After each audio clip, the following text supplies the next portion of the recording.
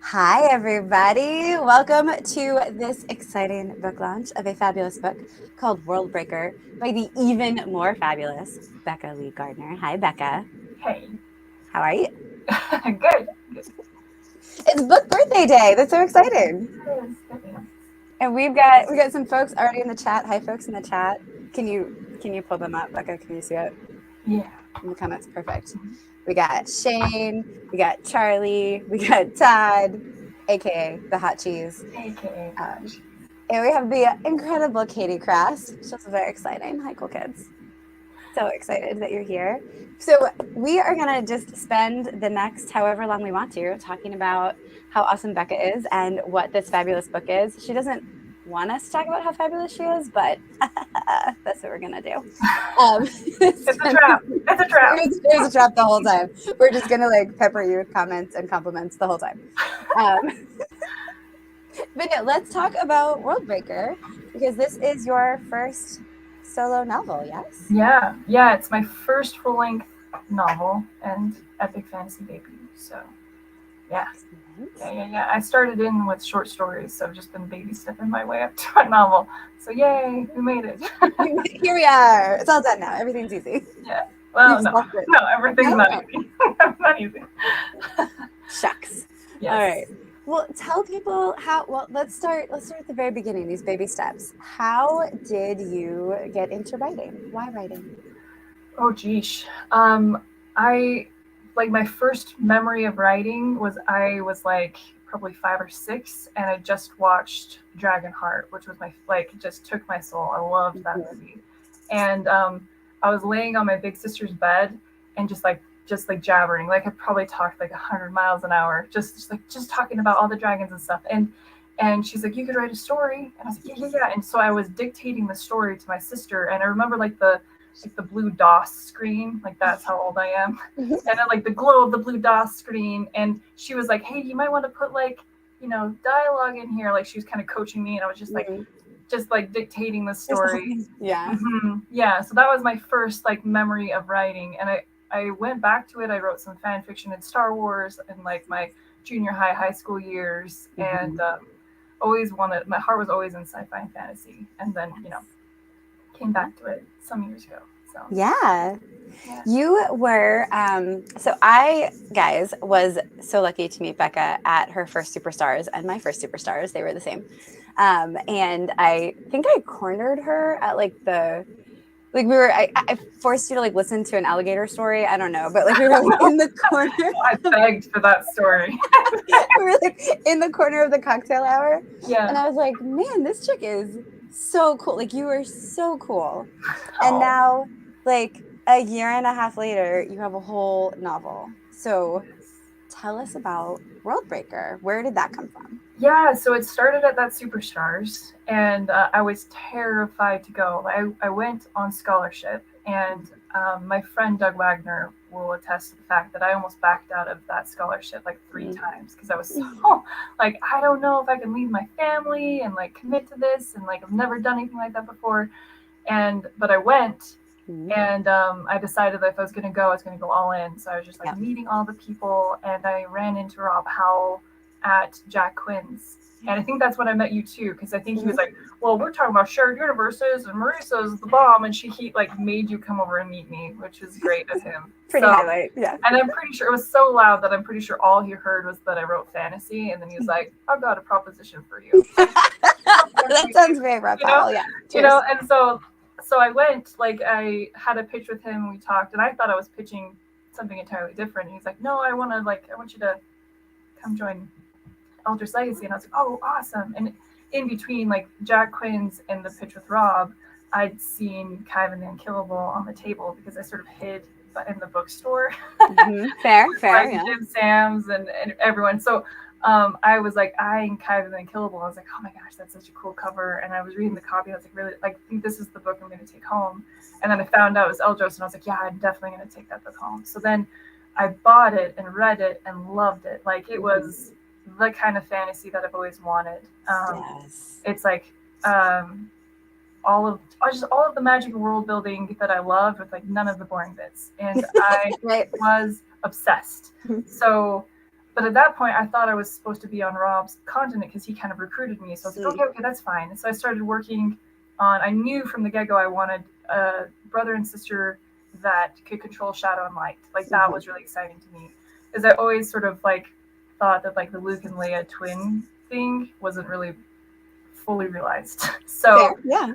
because Leia shouldn't have as many powers, right? And so I was like, I want this like duality to happen. And so that was sort of the core of my story idea and the core of my team.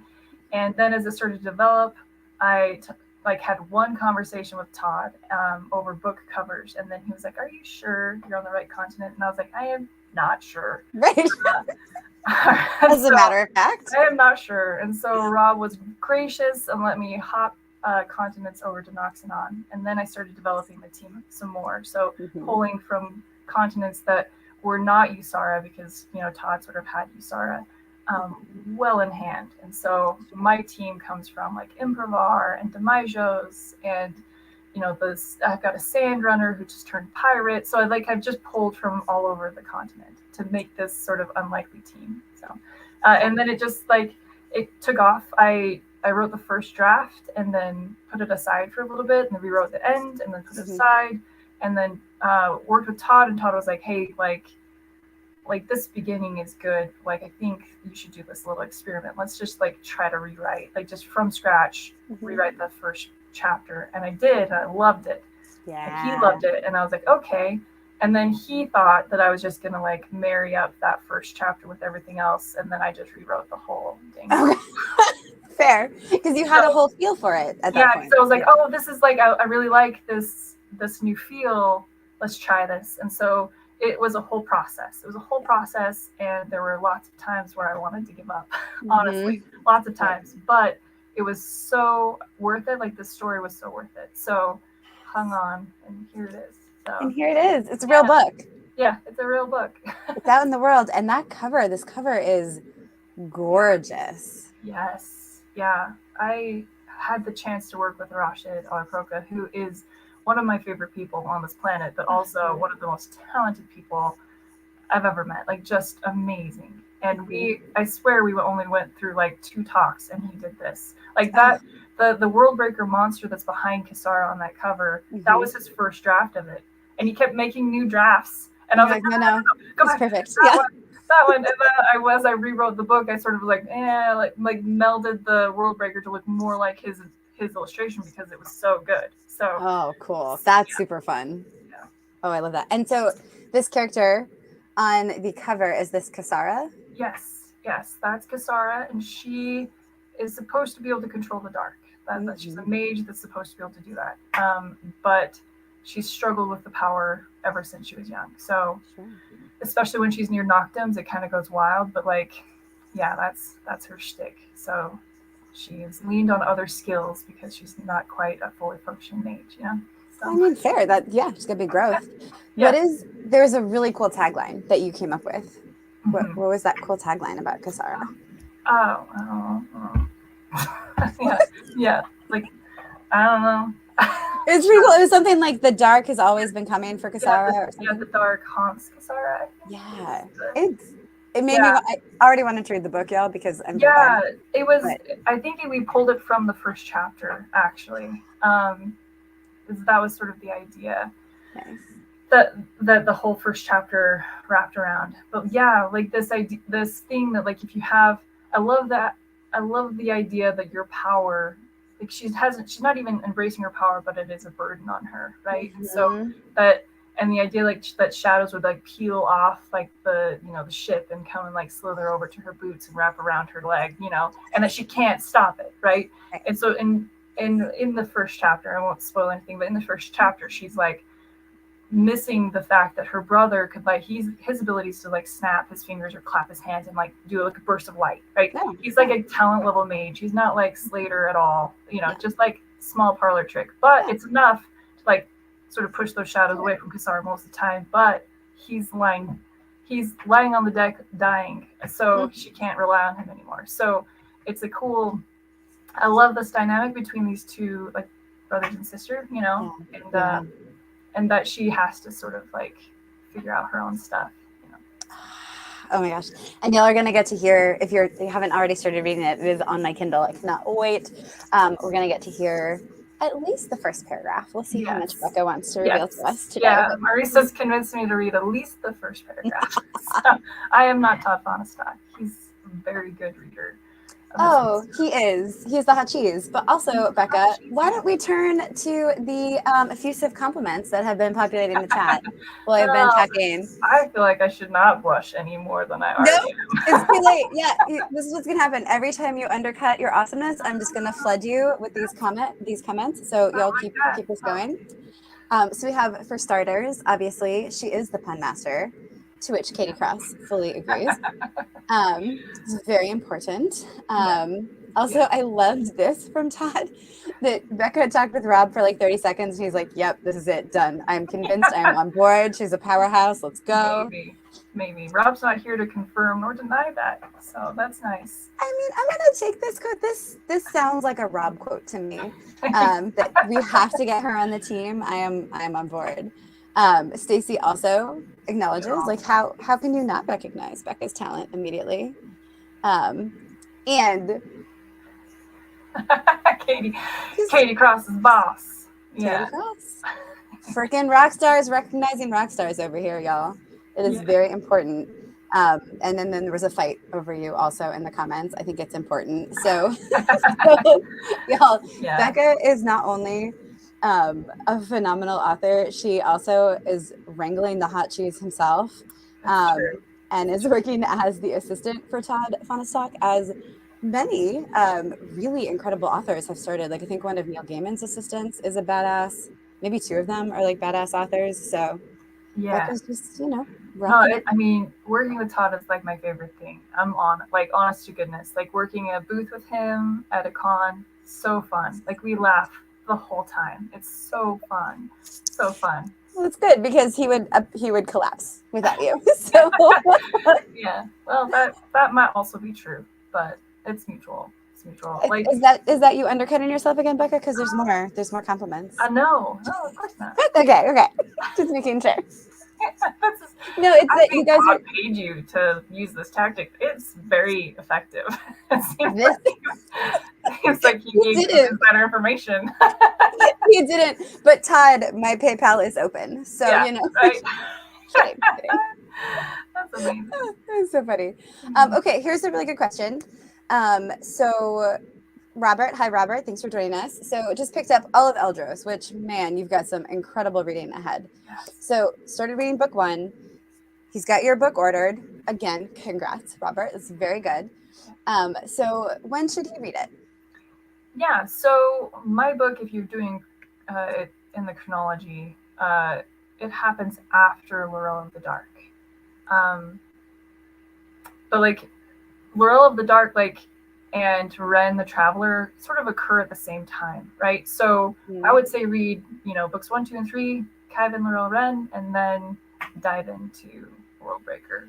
That would be my 2 cents. But you can read Worldbreaker independent too. But it has some crossover at the end of Laurel of the Dark, or at the end of not the Laurel of the Dark. The end of Ren the Traveler has crossover to my book. So yeah, definitely read to Ren the Traveler. That's all right. So go Kaiven, Laurel, Ren. Yes. And then it's time for Kasara. Mm-hmm. Yeah. Yep. Yes. We have some crossover there. So I love it.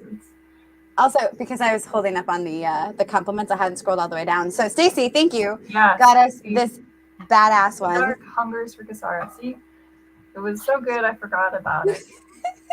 I mean, also the Dark Haunts Kasara is pretty good. Like, I'm already in, right? I had an H, so I get bonus points or half points. So you had most of the words. It's very true. I would not win this game show. You would win the game show. You just won it right now. So you just got some real good clutch teamwork from Stacey. So thank you, Stacey. Thank you, Stacey. Also Tara has joined us. Tara was my editor on this project, and she was phenomenal. That's such an incredible editor. Yes. And she's like so knowledgeable about Noxanon and Eldros too. Like, that was a bonus as well. So just wonderful. Yes, love Tara. So that was phenomenal.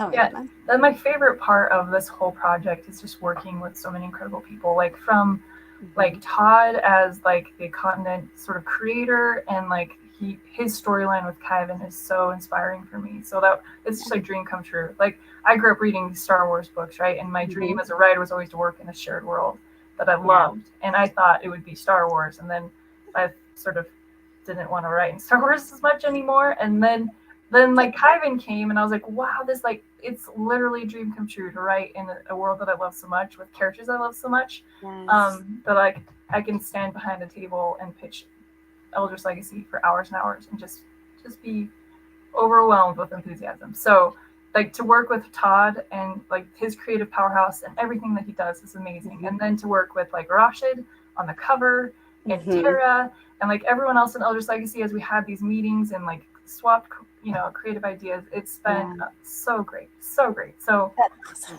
Yeah. I love it. Like you hear all the time, right? Writing is a lonely profession, but you don't do it by yourself. You do a lot of it by yourself, but the whole thing is not by yourself. It's such a cool team. And that's awesome that you have such a good one. So do you guys get to like bounce ideas off of each other, like across the other Eldros writers? Yes. Yeah, we've had a lot of meetings like that where we're like, hey, I've got a land mage, and what would you do? And I've got this bad guy. Yeah, it's been fun. And Todd and I specifically bounce a lot of ideas back and forth. In fact, the name of the book Worldbreaker came from a joke that kind of happened. I was like, I was talking about this monster I wanted to make, and you know, giving these details in sort of a timid way. I was like, oh, I mean, what if I make this monster and unleash it on your world? And he was like, oh man, it all sounds great. It all sounds great. As long as it doesn't break the world, I'm good. And I was like, ooh, Worldbreaker.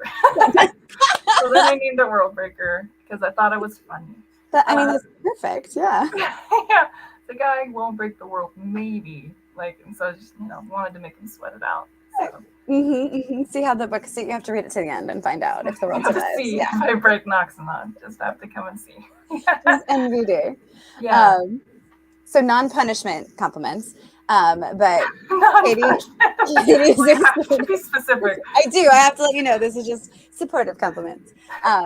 So I think we'll do that in a few minutes. We'll switch and have Becca read, so then you guys can ask her some questions too. Also, Becca is awesome sauce. And not only, I hear, does Becca get to go to all these cons and pitch books that she really believes in and loves and is inspired by, but she also cosplays them. Do you do a lot of cosplay, Becca?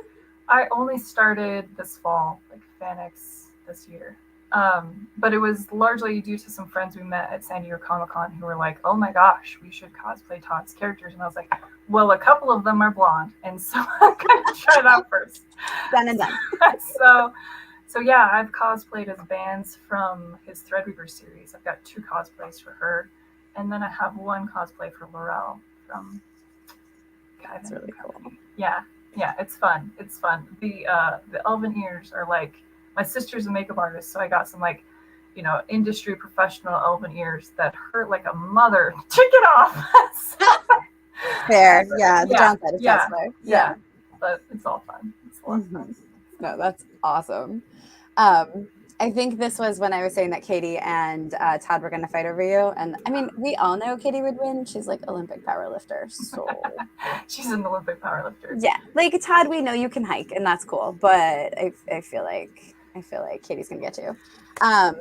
So this is beautiful. So I feel like this comes across when you talk about your writing, Becca, like when you get so excited about something and you're like inspired by it, you can really like see the underlying kind of meaning, like what's going on there and like how it speaks to you. And then Katie has this beautiful thing of you gifted her new favorite song because you read her, like you read people so well. You're so insightful. Is this like, is music one of those things for you? I don't know. Like that was just some magic universe moment of just like playlist. And to be fair, like Katie is a magical person. Like she's 100%. Just a force of nature. Mm-hmm. And she's been such a blessing in a highlight of my year just to have met her. Like instant sister. Like, you know what I mean? Just like someone that like I was pretty vulnerable with from the get-go. Mm-hmm. And she just was kind and patient and compassionate. Like in kind of a rough moment, and I just adore her. So, but like I think I have like a tiny like Katie Cross voice in my head now, that's like, Oh, hey, that's a good voice. Yeah. like, yeah, she's like, but that's like, hey, are you frustrated? Let's get curious, she's like Yes. just like she's indomitable, and I love that. So Mhm. yeah, so that song was just, I don't know, outpouring of that, I guess. But I walk a lot in the mornings. I wake up I wake up really early and walk for a few hours. So I listen to a lot of music, some audiobooks, um, and a lot of podcasts, like Animal Attack podcasts that Todd won't let me tell him about because he's scared of animals. He doesn't. Yeah. Okay. Got it. I got it. No, he's like, hey, I wasn't scared of bears until Becca started listening to this animal. Oh. Okay. Okay. But no, I just like listen to random things that just fill up my well, and music is one of them for sure. So right now I'm listening to a bunch of Viking music, so that's where my Nice. brain's at. But That's yeah. super fun. Was there anything that you were listening to kind of like on repeat or that influenced Worldbreaker when you were writing? Yeah, I had a whole playlist. I was listening to it actually before this interview because I was really nervous, and it settled me down a bit. But there's like Wellerman, the sea shanty was one that I really loved. The Rains of Castamere, Toss a Coin to Your Witcher, and like Painted Black, but the epic trailer version, like because shadows and stuff. Anyway, so Valhalla Rising, and anyway, just some like sea shanties and shadows and stuff songs, but yeah. Yeah, because they're not just an unlikely team. There's like some piracy happening. Yeah? Yeah. One of the characters, so I've got 5 characters on my crew. I've got Kisara, who's on the cover, who's the main character. Her brother, who's Ulrich, who's another mage, right? Who can create light. And then I have Coronata. She's the Sandrunner who turned pirate, and she's like a retired pirate queen. So she's done all of the things. As you do. Yeah. But now she's adventuring with these guys. And then I have Atlas, who is a disgraced cavalry captain from Improvar, who just literally runs at monsters. He's got Kyvan's like, I'm not afraid to die, but none of Kyvan's skill to stay alive. So everyone's like, oh gosh, let's keep him alive, because he's definitely going to try to kill himself by whatever is coming at them. And then we have Merowyn, and she's sort of like, I call her my barbarian historian. She's from like a northern island of Usara. So she's Usaran, but not quite the same Usaran flavor as Kyvan and crew. So that's my 5-person crew, and they ride the Falco, which was my ode to Star Wars because it's kind of like the Falcon. So. I love it. It's also a little bit like Falcor from Neverending Story. Yeah, so also like that. double cool. Yeah. That's awesome. Do you have a secret favorite of the 5? I don't. Like, I love them all. Well, my favorite part is that when they all get in the room, the chapter's really easy to write. Like, Coronata's always like making fun of Atlas, and Merowyn's trying to take care of people, and Coronata has this creature called a Kappa Cat, which I named Kyvan. Kyvan the Kappa Cat. Cute. And it does naughty things to people's like belongings. So that's fun. That's a fun thing. It's a very cool. irreverent version of Kyvan. Yeah. I love. So I get away with a lot. I have Todd's assistants, so I get away with a lot. He can't stop me. He needs me. He can't stop me. No, he can't stop me. Yeah, no, and the Kappa Cat was like a combination of all my kids' favorite animals. So it's about the size of a house cat, but it has like a red panda, sort of black and white striped tail, which my son loves red pandas. And then it's got kind of big, bright lemur eyes. My other son loves lemurs, and it has like fox ears. And then it also has like curled dragon horns, little tiny like dragon claws. And it's sort of just black and white in color. And this, so that's the Kappa Cat. And my kids insisted that if I had a pirate, she must have an animal sidekick. Yeah. That is Coronata's animal sidekick, but she's trained to steal stuff because that's what you do, right? So I love it. I love a good bond, like a good epic fantasy animal human bond. Like the more the more mystical and empathic it is, the better. But like any of it, you got a cool animal sidekick that like does the things you secretly want them to do. I love it. Let's go. Right. I mean, like we have a lot of cool creatures on Noxanon, but none of them I'd want as a pet, so we had to fix that.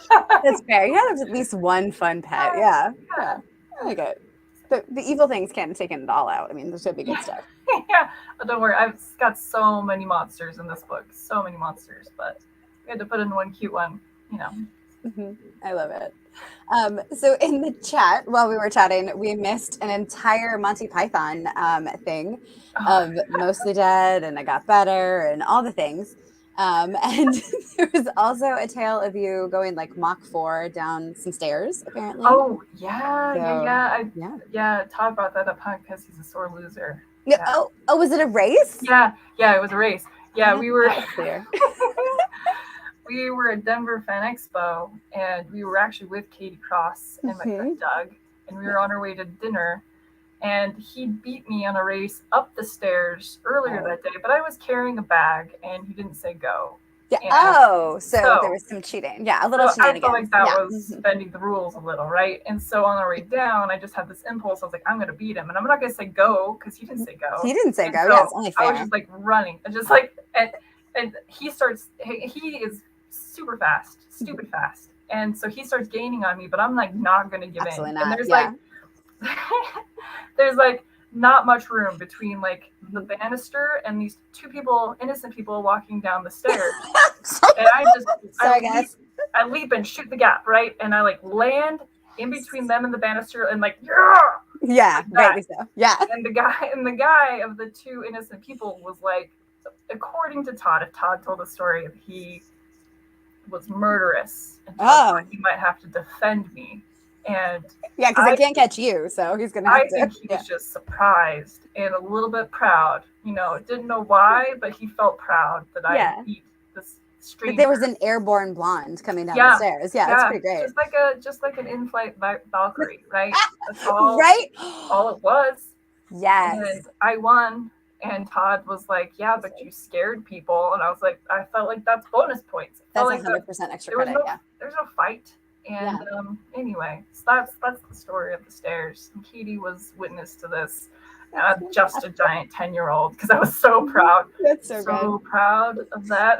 Because you won. Like, let's be very clear. Yeah, I did win, and I have to kind of cheat to win against Todd because he's so fast. Stupid fast. He a little bit cheated the first time, so that's how the story goes. That's what I heard. At least I heard that on the wind. That's what I was told. Yes. So. This is why we have so much fun at cons. I love it. No, I love it. I mean, you've got to, if there isn't joy, what are we even doing here? Right? Yeah. So Carson has also joined and is excited for this new piece for the Eldros Legacy, which will be so cool. Carson is a phenomenal fan of Todd's, and he actually had me on his podcast, I think a year ago. Is it already a year ago? Oh my gosh. To talk about Mindstorm. But yeah, that's my like sci-fi horror novella. So yeah, Carson is phenomenal. And he's working on his own epic fantasy too. So yes. Can't wait Congrats, for that. Carson. Yeah. Oh, that's very cool. Let's see, what else do we have in the chat? Scaring people is always a bonus. Thanks, Tara. Yeah. Right? Right? And go ahead. No, go for it. Oh, Wellerman, yes. Yeah, just sharing Katie Cross's edition for Sea Shanty Medley. Have you heard the version of Wellerman that's like a running event version where it's like sped up really fast? Oh no, that one makes my brain break a little bit, but I like to run to it. It's a good one. It's a good one. Nice. Yeah. Todd also suggested that you put together a Worldbreaker playlist. That could be fun, like blog post or. Yeah, I should share it. That'd be really fun. Oh, you did. Okay. Because Todd's like, you didn't mention the best character, but I am behind on the comments because I'm so invested in what you're saying. And the comments are very exciting. Also, but yes, he was talking about Kaiban. Yeah, I mean, the real Kaiban makes a cameo in this book too, but more so Laurel and Vaughn. So. Yes. And folks all agree that animal companions for the win, right? Thank you, Melissa. Yes. I don't know what you're talking about, Todd. I feel like there's something really deep, like a point you're trying to make about like the oral history of stories and how we tell Very hot tales and cheese thing to say. how Beowulf like grew over time. Is that, I'm guessing that's what you Yes, mean about how stories oral grew? story tradition. Yeah. Yeah, how Yeah. legends are made, huh? Just right, the legend of the flying Valkyrie at Fan Expo. The I love it. flying Valkyrie. Yeah, hot I love it. cheese. In a very selfish point, Becca also wrote a pretty badass Valkyrie story. You guys should all go find it. I did write a Valkyrie story, and Marisa was an amazing editor, so that's Thank you.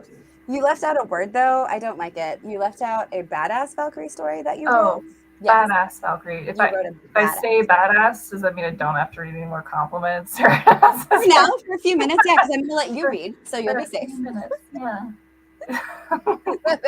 Stop Topic. Oh my goodness. Whew, okay. Let's see. Let's see. I think we are okay. One more compliment because you have to. Oh, I Melissa has been like my champion for a long, long time. So love her. I love it when you have amazing people in your corner. It makes such a big difference. It's so nice. Yes. And as our tale has grown this evening, Todd was in fact sobbing. I think partly in awe, though, of No, the. and when he lost on the stairs, or like it's just one long sad moment. There's just crying, tears of cheese. we should also talk about his upgraded luggage, but maybe that's a tale for another time. Oh, yeah, we have to have people come back. You know, it is very important. There was. So we will leave. We're gonna leave Todd there at the base of the stairs, tearing at his hair, beating at his breast, keening like a banshee. And we're gonna pause. You're welcome. You're welcome for the tears of cheese. Everybody's so creative. We are having a good time here. Let's have an even better time and hear the beginning of Worldbreaker. Yes, I can do that. Okay. And because I don't want to freak you out, what I will do is just put the book cover on instead of your face real big. Yep. Okay. Will that feel better? Yeah, make it so. I mean, I said that I was going to do it. Let's see if I actually can. Yeah, sometimes. Yes. Oh, how about that? Yes. And then tell me when you're done and I will return your face to the screen. Or not. Oh, no, I will. Okay, here we go. So chapter 1, Kisara. Kisara lingered too long near the shadowed rail of the ship, and a dark tentacle slithered around her boot and up her calf like the fingers of an unwanted lover. She stifled her yelp and stalked up the deck, away from the dangerous shadows. They weren't dangers for everyone. For anyone else, shadows were just shadows, innocuous pools of dark, inert, static, harmless, even a relief on a hot day. But for Kisara, they were a constant reminder that some insidious, unknown thing wanted her, longed for her, and she could not stop it. On any other day, she'd pretend to her crew that she was directing this relentless presence that haunted her. Then, when the crew grew tired or distracted, she'd sidestep around the shadows and hurry to Ulrich's side. Her brother would give her a crooked smile, check the deck to be sure all eyes were away from them, then snap his fingers. A burst of light would ignite with the motion, just bright enough to drive the shadows away from Kisara's boots. They'd share a conspiratorial smile, and she would take a long, deep breath. That trick would have served her now, too, except Ulrich was lying on the deck, dying from a wound none of them understood. She moved to Ulrich's side and hovered over him. He lay on a bundle of blankets, his eyes squeezed shut tight and his arm cradled to his chest. The wound was only 3 inches long, and he should have just shrugged it off. He hadn't. This superficial slash had driven him to his knees, and seconds later he'd fallen unconscious with a fever that could fry eggs. The skin around the wound had changed from a smooth, deep brown into a thick, cracked gray that peeled away from the muscle and bone like bark from a tree. In an instant, Kisara had known this was an injury they could not treat. They needed a healer mage, and that meant returning to the chamber pot of academia and vandals called Noctimarosa. There you go. That was badass. No, thanks. Becca, that is so great. So when you first wrote it, because this was a new chapter, right? Yes. So when you first wrote it, was Ulrich not hurt? Like what was it, just like a whole different world? Because that is, I am pulled in. I am not going to bed tonight. That is Oh, coming open on my Kindle. thank you. I don't remember where I started the book last time. That was a long time ago. It was a year ago. No, I think the struggle with this first chapter was balancing a few different problems that Kasara had, but like in the right hierarchy, right? And so I wanted the darkness and like that the nature of the darkness to be the first problem that she has, the one that's going to be the persistent problem throughout the novel, and then the others were sort of catalysts to bring her to Noctimarosa. So yeah, in this first chapter, you meet the whole crew, and you know, Coronado jokes about Atlas having a knife up his butt because he's such a grumpy person, and just fun things. You're getting all the aspects of Fun them. things. Yeah. I think that's my favorite part. Is just it's a moment of action, but then you also get sort of a feel for how the crew is relating to each other. You don't know everything yet, but just enough to like be invested in this kind of misfit crew. So Yes. yeah, I intentionally built a crew that was like similar to Todd's, Kyvan crew, but very quirky. Yes. Just like entirely quirky and not quite superheroes, but very fun. Yeah. Oh, that's so great. Because then it's fun to write. And if it's fun to write, it's going to be fun to read. Yes. And, Man. a little teaser, my crew will make an appearance on Todd's book 5, end of book 5. So, dun, dun, dun. Dun. Yeah. Exciting. It's good teasers. They'll knock on the door of Usara soon enough. So. Heck yeah. So much good reading ahead for you guys. So agreed. I mean, also, like, yes, your metaphors and your just descriptive turn of phrase, like, thankfully no one could see me, but I was over here like drinking my little water and like wincing at the description of the wound. Like I was like, I can see it. Oh, that's terrible. Yeah. So good. Yeah. When I told my mom's probably not watching this. This is how the next sentence is going to go. When I told my mom, I was like, my book's coming out, and she's like, is it violent? And I was like, maybe. And she's like, is there scary monsters in it, Becca? And I was like, yeah. And she's like, well, I don't know about sharing this with the family. I was like, well, scary monsters and stuff, that's my jam. Like, I like equal parts silly and horror, this one. Right. And also, if people have, wrong opinions and don't like that kind of thing, you can still buy the book and gift it to somebody. True. This is what I strongly recommend. Oh, my mom is watching. Yay! And she's wonderful. Knew how to comment on a live she's stream. wrecking it. Yeah, she's wrecking it. Yeah. We're gonna work our way down to it because we've got some non-punishment compliments here. Non-punishment compliments. It's so good. You get academia and come on, right? Like, Carson agreed. And I'm with Stacey. Like, I am not joking. I'm supposed to go to bed like right after this because I'm on the East Coast and I'm an old lady. But that book is on my Kindle, y'all. So we're gonna make great roommates, by the way, because we're both gonna like pass at like 6 p.m. Yes. Good night. Good night. I try so hard to like stay up and have like fun sleepovers and like chat because like I'm so excited to see you, right? Like whenever I get to share a hotel room with one of my friends at a con, it's like, yeah, we're gonna chat and we're gonna it's gonna be great. And then the lights turn out. I'm like, good night. Good night. Yes, I will see you too early tomorrow. Good night. Yes. So that I can see how that's gonna be. Yeah. Oh, speaking of which, I've read the part where my characters walk into Usara. Todd wrote that part, and I got to read it. Another perk of being his assistant. I love that. Sneak peek. That's nice. He like described my characters so well that I had to like go back and make sure that my first descriptions of the characters were like improved a bit, because I was like, he can't describe my characters better than I do. I can't let that happen.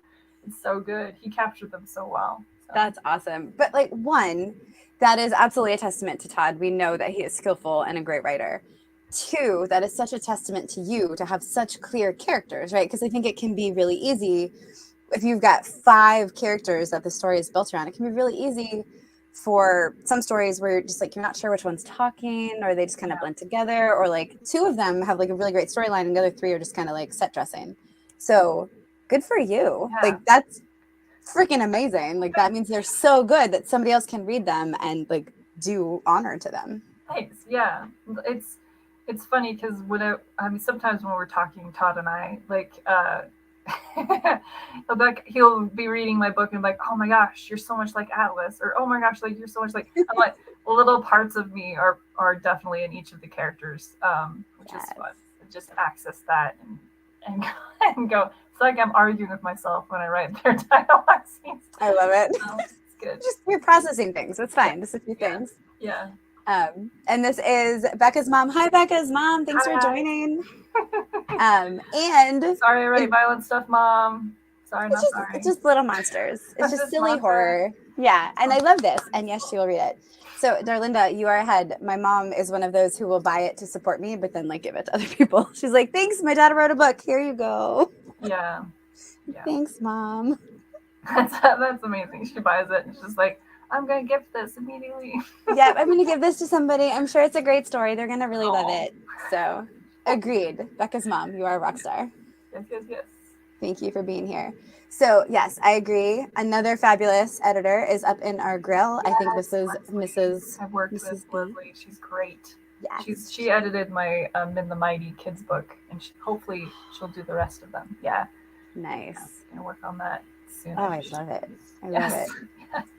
We're going to do some other quick things. So yeah, right? Like, and here's the thing. The hot cheese, insightful, a really good author.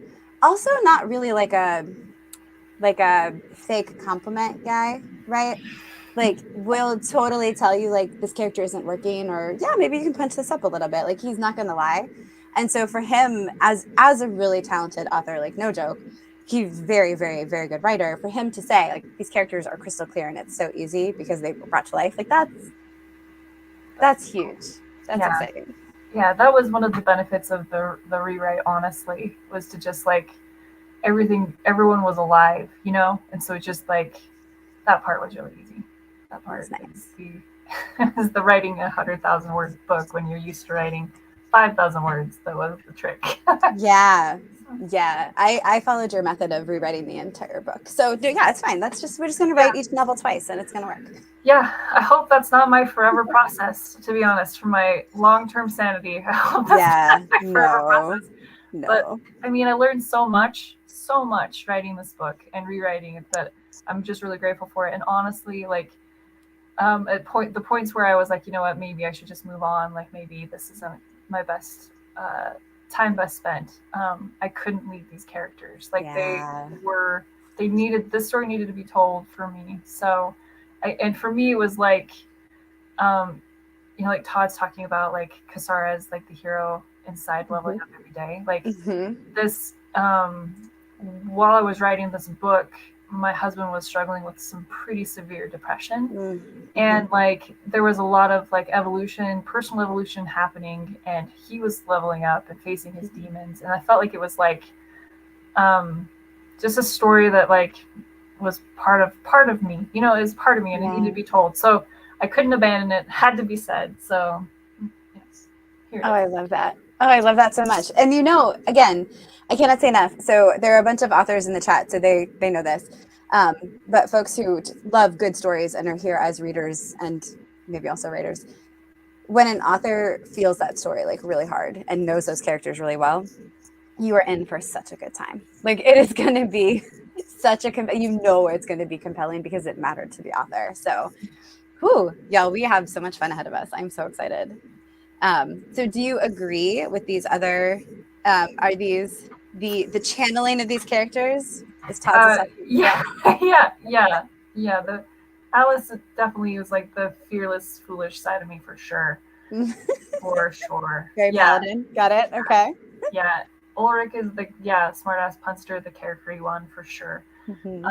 Coronata is also carefree, like she's probably the closest to Ulrich, but like loves animals, and like in this first chapter where they're careening towards Noctimerosa and not slowing down. They're gonna do like a very risky maneuver to like you know, get to land as quick as possible.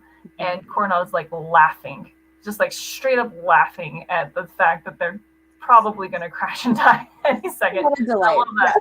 I love that. There's definitely a side of me that just like laughs when I'm not supposed to be laughing.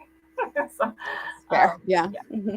Yes, for sure. Better to laugh than cry sometimes. Yeah. So more support from your awesome mom. Love this. Thanks, Mom. Also, I think we can all agree with Charlie here. Sanity is overrated, especially for writers. Yeah, can't hold too tight to that. We have. It's fluid. We like to say the fluid term, and it's fine. Yes. Sometimes I'll be having like a super grumpy day, and my husband's like, "Did you write today?" Like, no, I'm so grumpy. But yeah, maybe okay. Yeah, I could tell. So I could tell. Yeah. Great. Oh, nice. So back. Okay, cool. He's gonna pick him up at a con. I love this. Nice, Robert. Yeah. Robert he met Todd at one con, and then wasn't able to grab the books then, and so he touched base with us and made sure he got his Eldros fix with Todd the next con, and love it. Yeah. Now a new one with Worldbreaker. Yeah, Worldbreaker will be on the list too. So I'm gonna send him his copy. Yeah. Awesome. And there is a link, folks, in the chat, and we'll make sure to put it in the notes once this is posted, so you can very easily find this book and secure it for yourself, because it is, I think we all need it. It sounds like an incredible book that we all need. So we are going to start wrapping up here because I don't want to keep Becca I want to keep her on here forever, but eventually she has to go live her life. So if you have any questions for Becca about Worldbreaker or writing, or anything else, go ahead and put those in the chat, and we will try to get to as many of those as possible. And in the meantime, Becca, where can people find you in the world? Oh, geez. Or online. In the world, I'm in Utah. So, but don't go find her. That's weird. In Utah, so it's going to be hard to find me. See how I timed that when you took a drink, though? Because that was good. I feel like that's how you get me every time. That's with that Superstars panels. It's fine. Yeah, that's true. That's also true.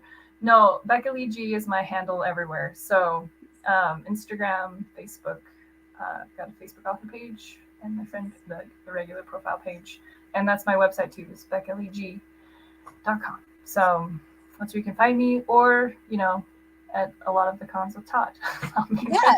What's your next couple cons coming up? I'll be at Superstars Writing Seminar, which isn't a con, but it's still fun. And then we're going to go to Planet Comic Con in March. Nice. For sure. I will also be at Denver Fan Expo and San Diego Comic Con. Hopefully Dragon Con. We're going to try to get into that one this year. And of course, Fan X Salt Lake, and maybe LA Comic Con again in the fall. So we just came back from LA Comic Con, and that was an adventure. So much fun. It was like all like good and bad, and it was just loved it. Like I loved it more than I should have. Todd's like, but I also lost a window, and I was like, but it was so fun. But what a story we'll tell around the campfire. What an adventure. So yes, you will track back. Yes. Check back into Mordor. Yes, I love it. Mordor is great. Okay. No, Todd's dad hosts us, and he's the perfect host. So kind. So nice. Yeah. Nice. Todd, I am not ignoring your question, but wait, there's this one. This question. We tried to ask her that. She just loves them all the same. She said. Yeah, probably Kasara. She answered you. She answered you, Hachi. Yeah. Well, I had a minute to think about it. Kasara is my favorite, I think, just because of her growth. She goes from not wanting her power at all to needing to embrace it, and I love that journey. So that's pretty, close to my heart. So I love that. That's good. The leveling up every day. I love it. What was your favorite part or moment in the book? I think when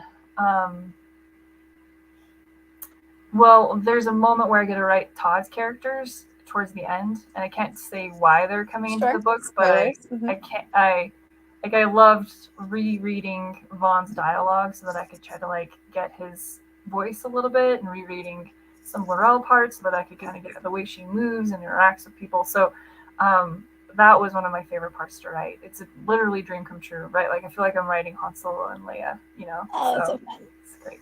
Yeah. Oh, that's awesome. All right, what projects can we expect from you in the future? Yes, so Worldbreaker standalone, so probably won't be writing more Eldros for a minute. Right now I'm plotting a space opera.